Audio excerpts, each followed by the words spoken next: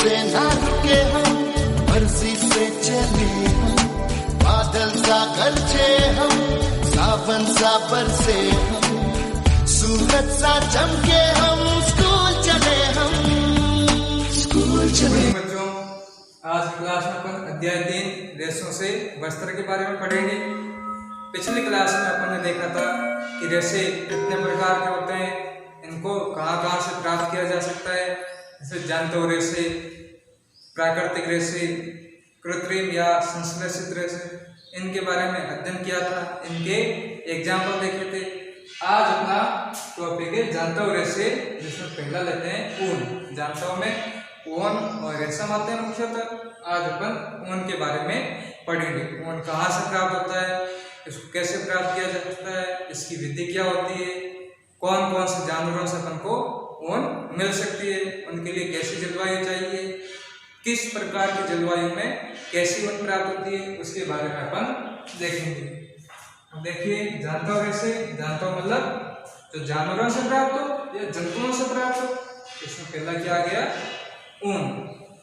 आपने भेड़ देखी होगी, अपने यहाँ पे बहुत पाई जाती है भेड़, बकरी, ऊंट। इन सब के क्या होते हैं, शरीर पे बहुत से बाल होते हैं। अब जो बाल है ये कहीं मुलायम होते हैं या फिर कुछ जानवरों के बाल एकदम रूखे सूखे होते हैं। अब इन बालों का उनके शरीर पे क्या उपयोग होता है, ये अपने अंदर हवा को भर लेते हैं, जिससे जो वायुमंडल की बाहर की हवा है वो इसमें प्रवेश नहीं कर पाती है। क्यों? ये ऊन होते हैं उनके बाद, जिसके कारण ये वायु के कुचालक, जैसे अपन स्वेटर पहनते हैं तो स्वेटर पहनने के बाद अपन को सर्दी नहीं लगती। क्यों? स्वेटर पहन लिया तो अपने जो अंदर हवा रहेगी स्वेटर के भीतर की तरफ अंदर रहेगी, बाहर वाले हवा को अंदर नहीं आने देती, जिसके कारण अपना शरीर गर्म रहता है और अपन को सर्दी नहीं लगती। वैसे ही जानवरों के साथ भी ऐसा ही होता है। इनके जो बालों के अंदर हवा भरी हुई होती है वो बाहर की हवा को अंदर नहीं आने देती, जिससे क्या होता है कि बाहर के हवा अंदर नहीं आई, हवा के कुचालक हो गए और जानवरों को सर्दी नहीं लगती। अब हर प्रकार के इलाके में अलग अलग टाइप के जानवर पाए जाते हैं, तो उनके ऊन भी अलग अलग प्रकार के होते हैं। जैसे अपने यहाँ पे बकरी, भेड़, ये ऊंट। अब बकरी के बाल अपन देखते हैं तो रूखे सूखे होते हैं, जबकि भेड़ और ऊंट के देखें तो बकरी के मुकाबले वो क्या होते हैं, मुलायम होते हैं।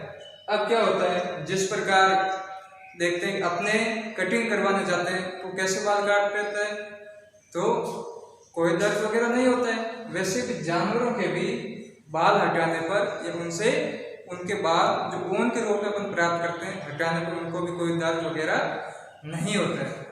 अब ये भेड़ की ऊन हो गई, बकरी की ऊन हो गई, ऊंट की हो गई, इनको इनके शरीर से उतार कर इसका अलग से प्रक्रम होता है, जिससे इनको शुद्ध किया जा सकता है, उनके कचरे को अलग किया जाता है, फिर उससे रेशा बनाया जाता है, जिससे ऊन बनती है, रस्सियाँ बनती है, आदि अनेक प्रकार की चीजें बनाकर उनका उपयोग में लेते हैं। अपने यहाँ पे भेड़ बकरियां हैं और कश्मीर की तरफ अपन जाते हैं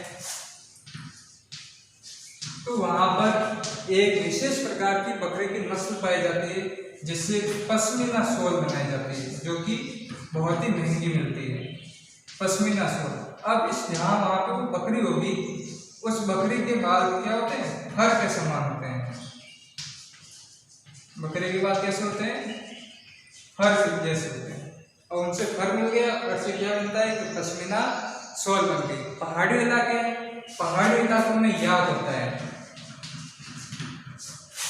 पहाड़ी इलाके क्या होते हैं, वहां पे ऊन किससे प्राप्त की जाती है, तो वहां पे कौन सा जानवर होता है, याक।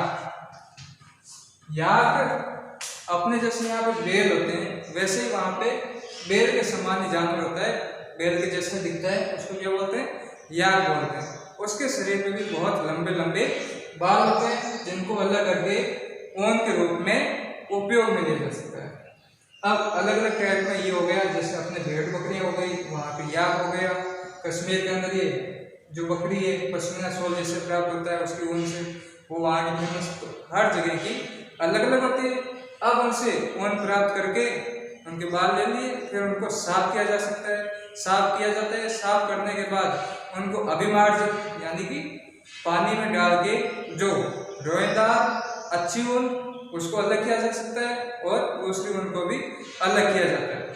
अब उन दोनों को अलग करके अच्छी ऊन को प्राप्त किया जा सकता है। अब ऊन प्राप्त हो गई, उससे उसके रेशे बनाए जा सकते हैं। रेशे बना के उनका अच्छे से उपयोग करके उनको संगठित करके वापस वस्त्र का निर्माण किया जा सकता है। इस प्रकार अपन को ऊन प्राप्त करते हैं। जिसकी प्राप्त करने की विधि है उसके बारे में अपन कल विस्तार से अध्ययन करेंगे।